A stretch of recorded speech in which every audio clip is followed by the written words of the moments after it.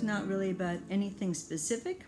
I'm just kind of hanging out at home doing some small watercolors, finishing up one of my acrylic paintings to get it shipped off, and just kind of hanging out. Thought I'd show you a few little watercolors that I did, show you some before and afters, and give you some ideas of some fun little things that you can do painting some watercolors, like some greeting cards or some small paintings. It doesn't have to be something gigantic, monumental, or extraordinary. Just do something relaxing and fun for a couple of hours, and you'll be so surprised how it lightens up your mood.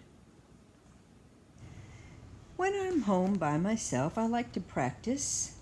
I paint all kinds of things. Sometimes I do them several times until I think I've got them right.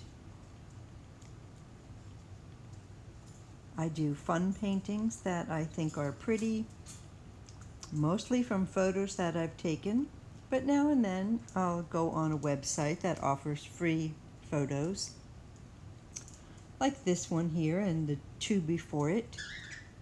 And here is a tree that I have in my neighborhood that I thought I'd try painting.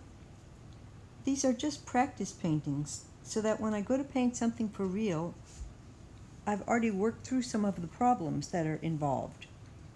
I took this photo when I was out with my son and my husband on Mother's Day, and then I just practiced seeing if I could get the perspective. Here's one of my daughter jumping up and down in the snow, being silly.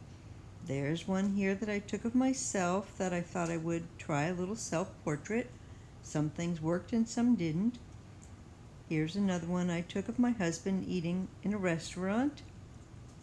I thought I would try painting that. Some I just practiced for the sake of perspective.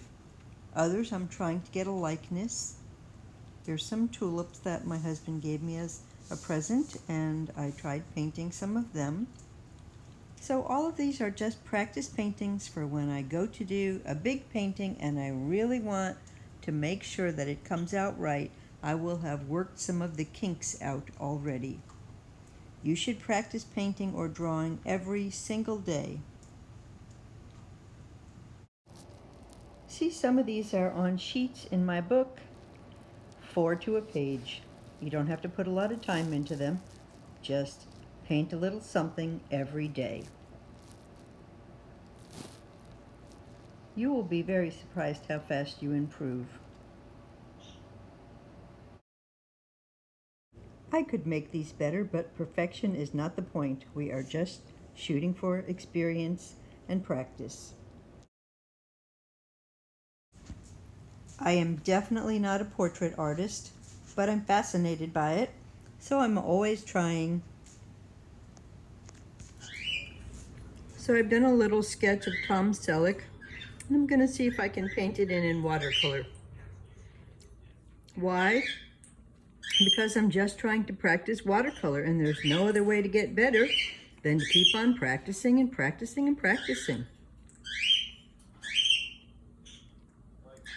You have to be willing to fail, or you'll never, ever see your successes. I'm going to start by putting in my lightest skin tone over his face. First I'll wet it, and then I'll try applying some skin tone. I'm going to get those skin tones prepared before I ever put them in, because I need to put them in quickly and I need to put them in wet. So I'll do the lightest parts, which will be like the cheek area.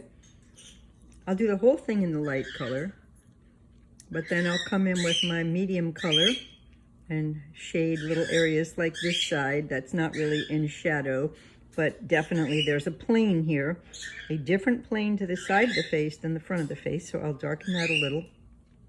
And then I'll come in with my darker colors and hit the shadow over here and underneath the eyes, around the mouth, under the chin.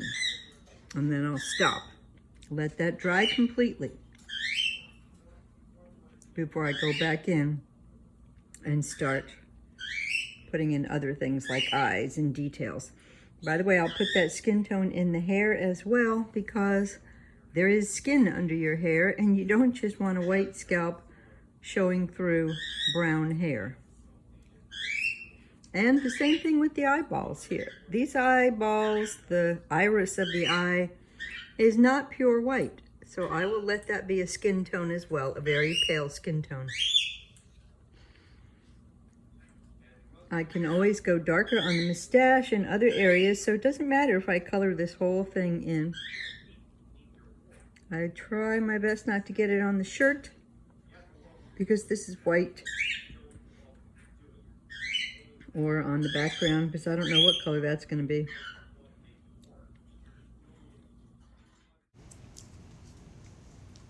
I drew this with a watercolor pencil, and now I'm just going to start going over it to loosen up the paint just a little bit, give me a little color in the face, and we'll go from there, painting the lights first and then get increasingly darker. And here it is, all done.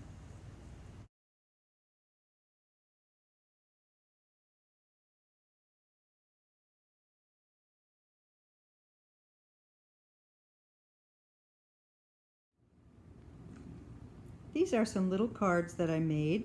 It's a gift from my sister. She gave me these blank cards that I could turn into almost anything. Little greeting cards that you can personalize anything you want inside them. And you can paint with watercolor. I suppose you could do acrylic if you wanted to, and gouache.